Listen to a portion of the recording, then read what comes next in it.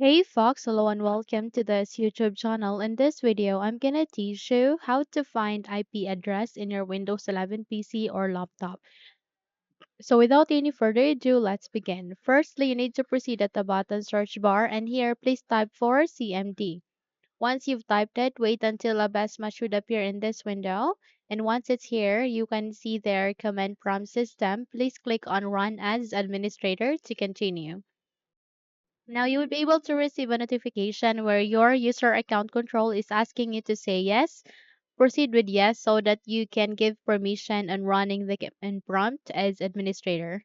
So here please type for a command text which is ipconfig. Again, type for ipconfig and click on enter.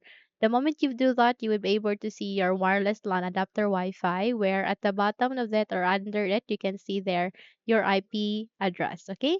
So knowing this IP address is very important, especially if you would like to allow for another device to connect in your wireless LAN adapter Wi-Fi. So by accessing this IP address, they would be able, or that specific device would be able to connect on your Wi-Fi. Okay.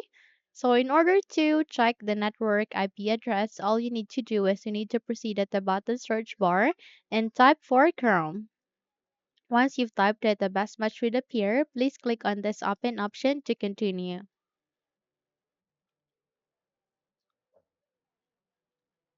Now, the moment you are being navigated to the Google Chrome browser, you just have to wait until everything are ready before we proceed.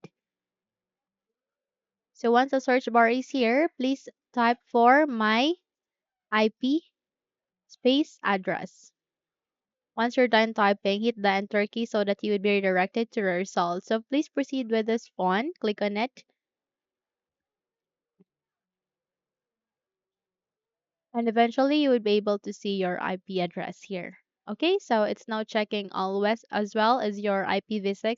If you have IPv6 and it will be detecting here. And since in my case I only have IPv4, that's why it's only showing my IP address for this specific IPv4. Okay, so by that you can now close the window and you're good to go. Now, if you think this video helped you a lot, then please don't forget to subscribe. Hit the like button as well as the bell icon to be updated for more tutorials like this. Thank you for watching this video and have a good day, everyone.